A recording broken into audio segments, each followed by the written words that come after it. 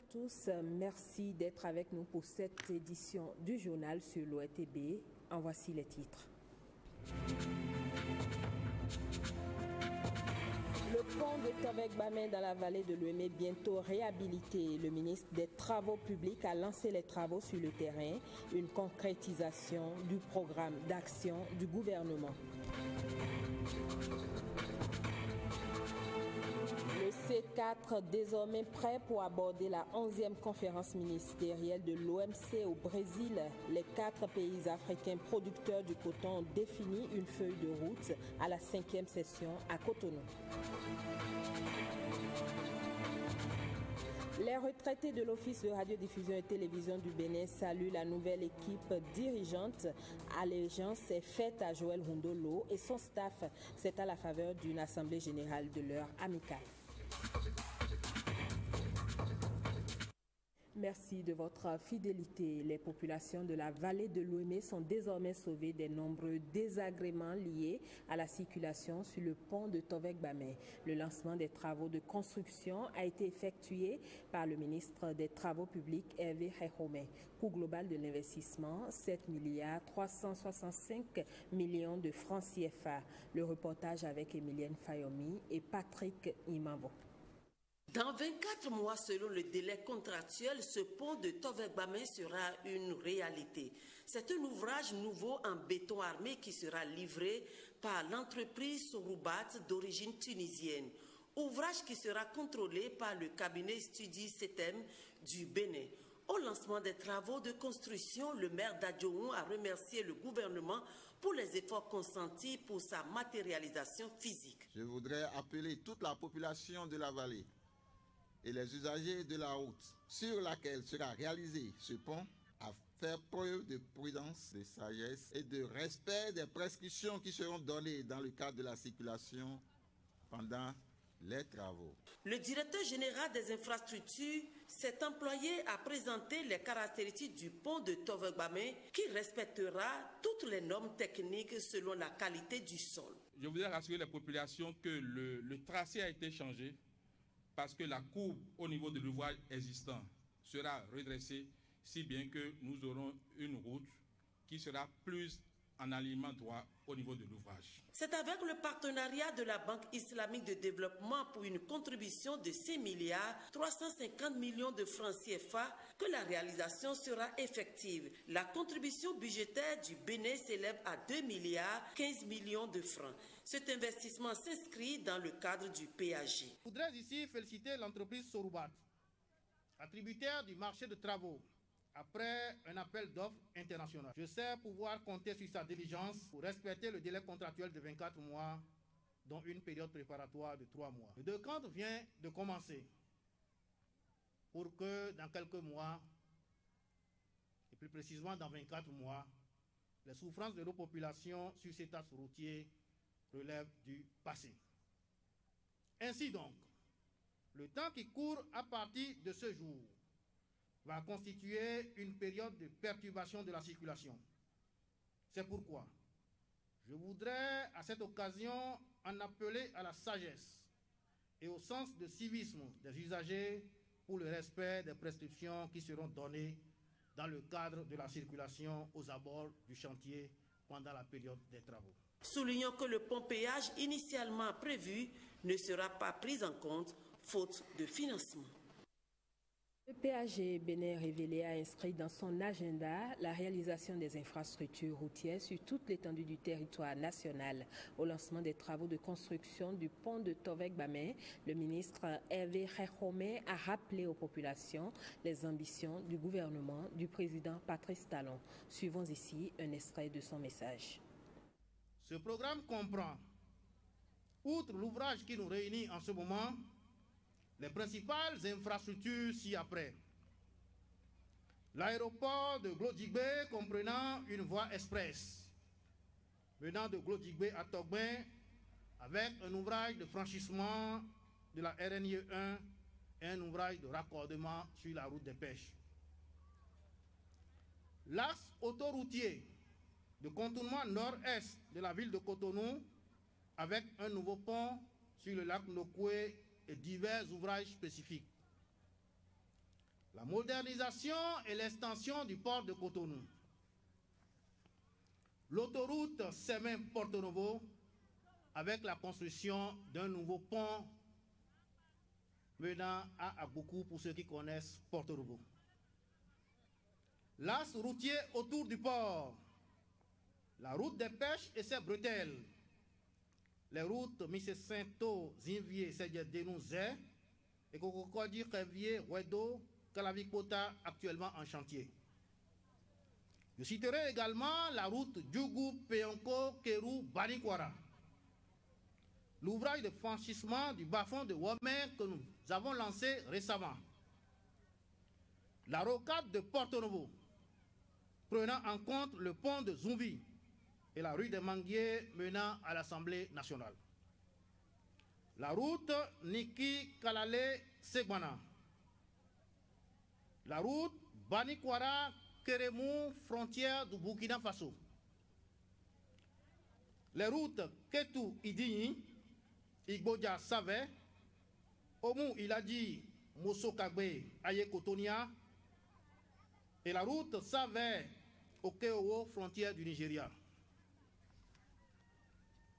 Je citerai en plus la route Pobé, la route Porto Novo-Pobé au Bel-Air et sa bretelle Zian-Igolo, frontière du Nigeria.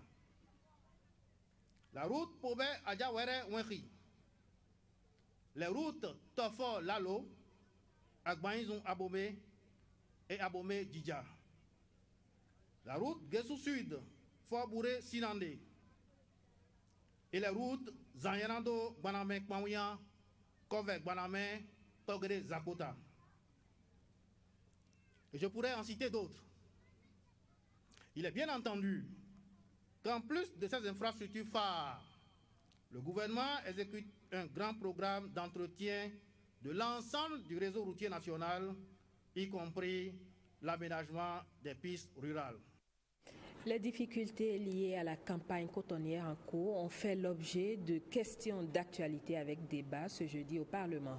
La situation est préoccupante, ont fait observer les députés Guillaume Avienou.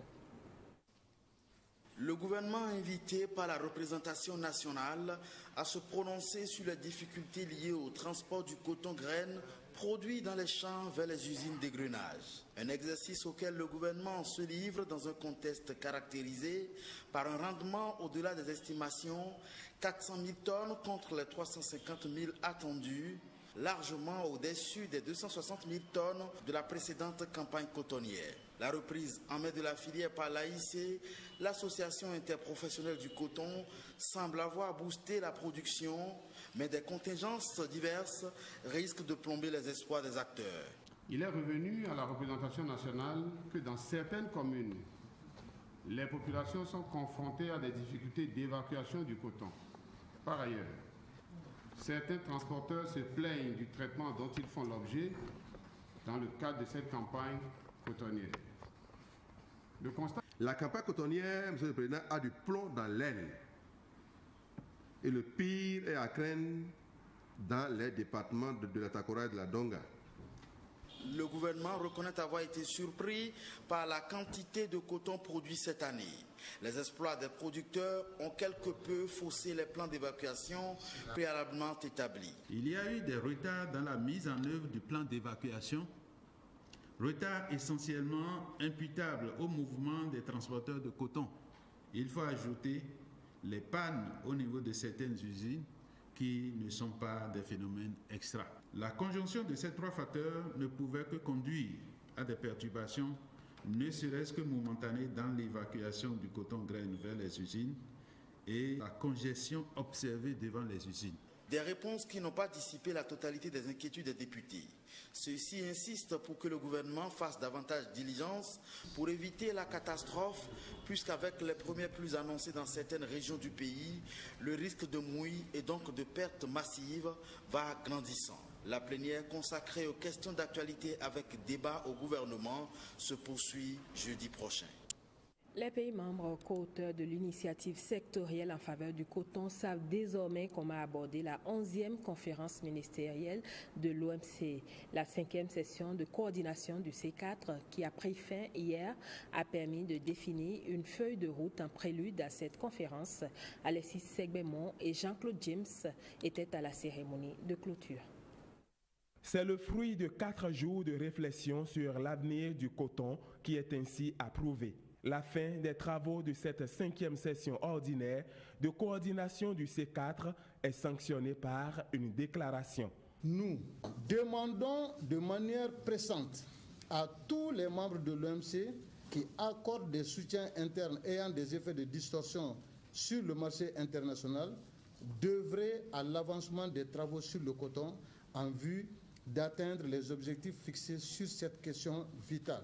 Renouvelons notre confiance à nos négociateurs à Genève et, par la même occasion, leur donnons un nouveau mandat de poursuivre les négociations sur le coton en vue d'atteindre les objectifs d'élimination totale de toutes les formes de distorsion au commerce international du coton afin d'assurer le développement des filières cotonnières de nos pays. Notre espoir est grand que les uns et les autres vont écouter le message que nous portons depuis bientôt 14-15 ans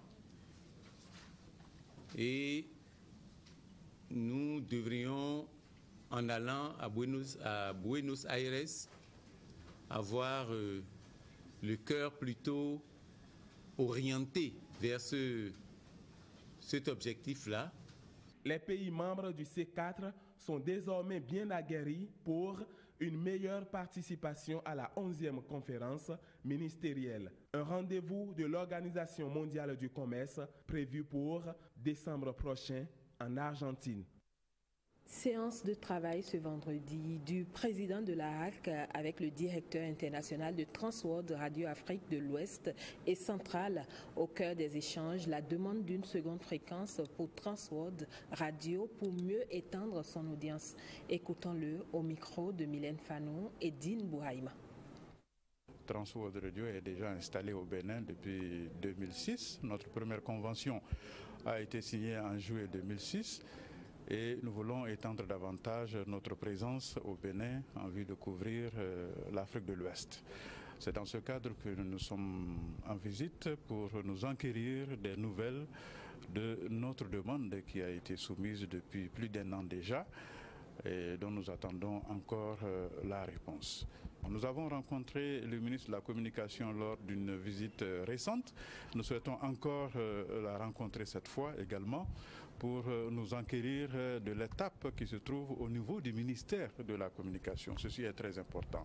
Cette rencontre avait aussi pour objet d'informer la HAC de la prochaine consultation africaine de Transworld Radio qui se tiendra au Bénin. Pour la première fois, nous aurons des partenaires des États-Unis, du Canada, de l'Allemagne, de Norvège, de Danemark, de l'Afrique du Sud, de la Côte d'Ivoire et bien d'autres pays encore qui seront au Bénin le mois prochain, du 18 mai au 26 mai. Deuxième assemblée générale de l'ADR-ORTB, entendez amicale des retraités de l'Office de radiodiffusion et télévision du Bénin. Cette rencontre a connu la présence de la nouvelle équipe dirigeante de l'Office, Blaise Adankbo et Jules Akoikou pour le reportage. Joie et sourire affichés lors de cette deuxième assemblée générale de l'amicale des retraités de l'Office de radiodiffusion et télévision du Bénin, ADR-ORTB. Principale raison, la présence de l'équipe de la nouvelle direction de l'Office. Nous sommes très contents et c'est pour la première fois que nous avons eu l'occasion d'avoir la visite d'un directeur général avec toute cette envergure, étant donné qu'il est arrivé avec tout son staff, tous les membres du CODIR et tout. C'est une bonne équipe.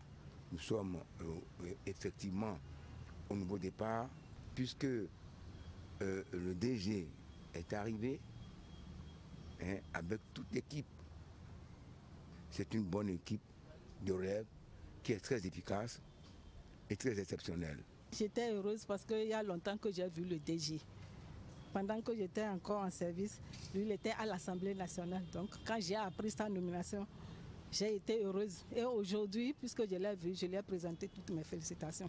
Dans une ambiance conviviale, les anciens agents de l'ORTB se donnent rendez-vous pour le 26 octobre 2017, date de la célébration du 27e anniversaire de l'ADR ORTB.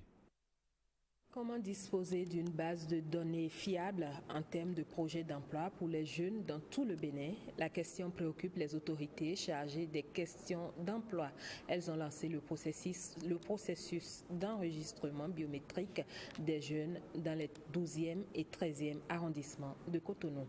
Jérôme Hongbo. La phase d'enregistrement biométrique pour le projet emploi des jeunes PEJ a effectivement démarré ce vendredi 21 avril dans divers arrondissements de la ville de Cotonou. Dans les 12e et 13e, la mobilisation a été forte avec un déplacement massif des jeunes en quête d'emploi sortis pour se faire enregistrer dans les métiers de leur choix. Je suis venue m'inscrire dans le cadre d'un projet de pêche. Le mardi passé, on était à un examen de qualification. C'est là le président du collectif, il est passé nous donner l'information. Bon, aujourd'hui, je suis au 12e arrondissement pour l'inscription de l'emploi des jeunes, ce que le gouvernement a lancé.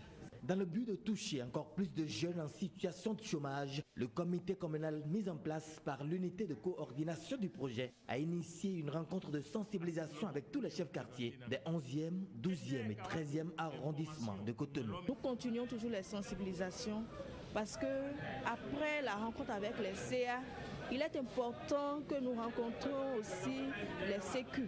Figurez-vous que nous avons dit que nous voulons des gens de 18 à 35 ans, mais les gens jusqu'à 40 ans, les gens sortent. La rencontre a motivé davantage les élus locaux qui ont à cœur la lutte contre le chômage dans leur localité. Notre maison ne se désemplit jamais par rapport à ces jeunes qui sont à quête de quoi faire. Donc si ce projet-là est arrivé, c'est un ouf de soulagement pour les chefs de quartier que nous sommes. Ce que je vais encore demander par rapport à ça au niveau de l'enregistrement, essayer de renforcer un peu l'équipe dans la mesure où nous allons gongonner. Les gens vont courir parce qu'ils sont pleins, ils sont légions. L'enrôlement biométrique des jeunes du projet emploi des jeunes PEJ ainsi démarré se poursuit dans les autres arrondissements de la ville de Cotonou et dans toutes les localités du Bénin. Il s'agira à terme d'impacter un nombre important de jeunes. Pour cette opération, chaque arrondissement dispose de 10 jours pour la mobilisation de ces jeunes. La société de gestion d'intermédiation de notre pays a officiellement lancé à Cotonou ses activités sous la dénomination de l'Africaine de gestion et d'intermédiation AGI. L'organisation entend apporter son professionnalisme innovant pour une mobilisation de l'épargne à long terme pour une croissance productive. Clotaire Awekon et Yves Agodopessi pour les détails. C'est donc parti pour... Mobilisation de l'épargne à long terme pour une impulsion de la croissance sous les frais de gamme d'activités que sont le quota et la gestion de portefeuille, l'ingénierie financière, la conservation et les services titres. En somme, la bourse en toute sérénité, sous la houlette, la nouvelle société de gestion et d'intermédiation FGI en sigle, l'Africaine de gestion et d'intermédiation AGI en acronyme, offre des services financiers de qualité répondant aux besoins de développement reste la principale vision de l'Africaine de gestion et d'intermédiation AGI sous le sceau de la loyauté, de l'équité et d'un professionnalisme innovant. L'Éternel ayant bâti la FGI AGI, nous avons la ferme assurance qu'elle repose sur un roc. La préoccupation essentielle du conseil d'administration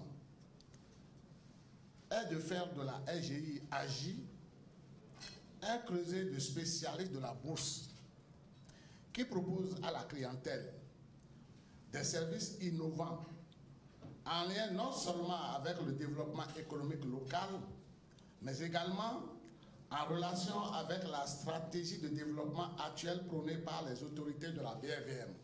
L'arrivée de l'AGI, Africaine de gestion d'intermédiation, sur cette place boursière marque le renforcement du dynamisme de l'économie béninoise. La BRVM salue ici l'arrivée de cette 5e SGI, l'Africaine de gestion et d'intermédiation, sur la place financière du Bénin. Elle a une responsabilité en relation avec le Conseil régional de l'épargne publique et des marchés financiers de vulgariser et de faire partager la culture de la bourse avec plus d'intervenants et plus de sociétés cotées à la BRVM.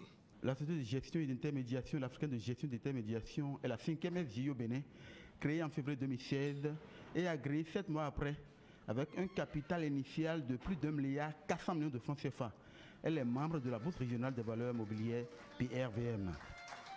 Célébration de la 22e édition de la journée contre la poliomyélite au Bénin. Parakou a abrité ce jeudi le lancement officiel des activités. Témoin de l'événement, Kolaole Boniface Biao.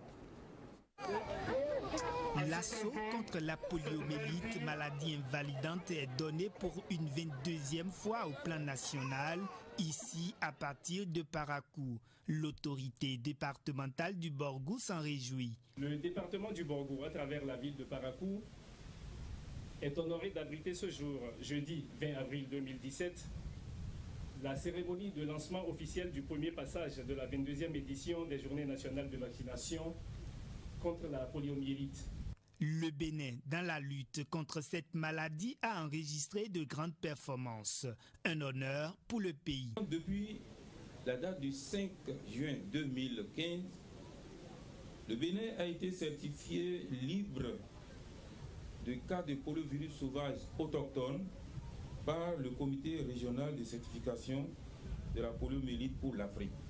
Des poches de résistance de la maladie se notent encore de par le monde et la veille doit continuer. C'est pourquoi les populations sont invitées à faire vacciner tous les enfants. Je voudrais demander aux Béninoises et aux Béninois, où qu'ils se trouvent sur l'étendue du territoire national, de réserver un accueil chaleureux aux équipes de vaccinateurs qui vont sillonner tous les villages et quartiers de ville. Ces journées de vaccination sont couplées avec l'administration de la vitamine A. Elles vont durer du vendredi 21 au dimanche 23 avril 2017. C'est un retour aux sources après une traversée du désert qui a duré 21 ans. Doutou, dans la commune de Houéogbe, renoue avec la célébration des fêtes de retrouvailles. Cette année, les forces vives de l'arrondissement de Doutou ont marqué de leur présence les festivités de cette célébration le jour de Pâques. Henri Fachina, Évariste Zomarou. Cette fête de retrouvailles tant réussie est aussi l'œuvre du tout nouveau président de l'association de développement de l'arrondissement de Doutou, Haddad. L'homme a placé la célébration de cette année sous le signe de l'unité. Il y a longtemps, les filles et fils de Doutou se sont retrouvés pour une telle réjouissance. Depuis le temps de nos parents, cette fête se passait avec beaucoup d'enthousiasme. Ce qui ne laisse pas indifférents les natifs de l'arrondissement. Aujourd'hui, c'est une joie pour chacun de nous, en tant que ressortissants de la localité, que l'unité soit retrouvée. À cette célébration, il y a eu plusieurs activités dont le concours de musique, le marathon et un match de football. Les meilleurs ont été récompensés. Dans la soirée, des artistes musiciens ont apporté leur grain de sel à la célébration. Le lendemain, le lundi de Pâques donc, l'ancien bureau de l'association de développement de Doutou, dirigé par Olympe Glago, se faisant représenter par son trésorier sortant, a passé définitivement le témoin à la toute jeune et nouvelle équipe dirigée par François Anato, désormais élu à la tête de l'ADAD, l'association de développement de l'arrondissement de Doutou. Nous vous déclarons de façon formelle installé ce jour, lundi 17 avril 2017, où je prends officiellement fonction pour conduire les destinées de l'association de développement de l'arrondissement de Doutou. Je voudrais profiter de cette occasion solennelle pour lancer un vibrant appel à la réconciliation, à la paix, à l'unité de tous les fils et filles de Doutou, afin que les grands défis qui nous attendent en matière de développement local soient relevés. C'était à l'occasion de leur 3e congrès ordinaire, marquant la fin de la célébration pascale dans l'arrondissement de Doutou. Clôture de la 36e conférence des ministres de la jeunesse et des sports de l'espace francophone. Après les travaux, plusieurs décisions ont été prises par les délégations et ministres des sports des 43 pays membres. Suivant les propos du ministre Oswald Omeki, président en exercice de la Confégès, au micro de Blaise Adanko et de Petroni Lokosso. J'ai la chance d'hériter de la Confégès au moment où elle marche vers son cinquantenaire. Et donc, j'ai décidé d'opérer un certain nombre de réformes. Je suis heureux que mes collègues ministres des 42 autres pays aient compris et m'aient accompagné dans ces réformes profondes. Ensuite, il y a un besoin de redynamisation de la Confégès elle-même. Et enfin, il y a essentiellement pour nous à faire des choses qui profitent aux populations. Il ne sert à rien d'être une institution, d'avoir du budget et de ne pas avoir un résultat palpable sur le terrain. C'est pour ça que ce mandat sera celui de l'innovation, mais de l'action, pour concrétiser tout ce que nous disons, tout ce que nous planifions, tout ce que nous écrivons, recommandons, sans jamais mettre en œuvre. La priorité des priorités, c'est remettre la Confégès là où elle doit être. Faire en sorte qu'elle soit vraiment perçue partout dans le monde comme étant l'instance suprême. Faire en sorte que la Confégès apporte des solutions aux jeunes de l'espace francophone et bien évidemment aux sportifs. Faire en sorte que ce ne soit plus une institution qui n'existe que dans les réunions ministérielles, mais une institution qui existe dans le cœur des jeunes sportifs, dans le cœur des jeunes africains, parce que, une fois encore, le plus important pour nous, qui sommes gouvernants, qui sommes responsables à divers niveaux, c'est que les populations puissent bénéficier de notre action. Donc ce sera la priorité des priorités, descendre la Confégès vers les populations, agir pour les populations et impacter davantage. Les écureuils juniors de handball garçons et filles peaufinent leur préparation pour la phase continentale du Challenge Trophy. Ce troisième regroupement se déroule au Palais des Sports de Cotonou avec des exercices intensifs depuis le vendredi 14 avril. Suivez plutôt. La pression monte au fur et à mesure que se rapproche la date du 21 mai. Les présélectionnés pour la troisième et avant-dernière phase de préparation de la phase continentale du Challenge Trophy sont poussés dans leur dernier retranchement. Le collège d'entraîneurs dirigé par M.S. Biot travaille pour cette phase les réflexes en attaque. Comment déclencher une contre-attaque, accélérer le jeu, choisir l'angle de tir, le positionnement des gardiens sur les phases d'attaque, le choix de la surface à couvrir et la communication avec la défense sont entre autres les aspects tactiques abordés au cours de ces 10 jours de travail. Nous avons travaillé les situations en attaque, d'accord? Et nous allons évaluer au cours du match de samedi et la défense et l'attaque, d'accord? Et je pourrais vous dire que l'équipe est prête pour la compétition, soit à 80 ou à 85%, parce qu'il y a un dernier bloc.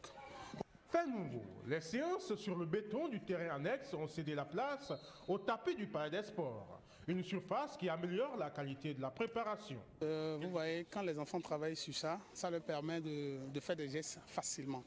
Là-bas, c'est une question psychologique, d'accord? Et si on doit travailler dans ces conditions, on ne peut que avoir le résultat. Là maintenant, les gestes, les enfants appliquent les gestes sans arrière-pensée. On a moins de blessés.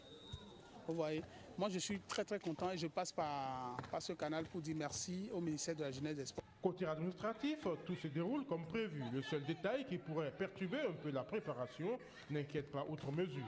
Il y a une petite réticence par rapport à l'Éthiopie au regard de la manière dont ils ont organisé la phase régionale.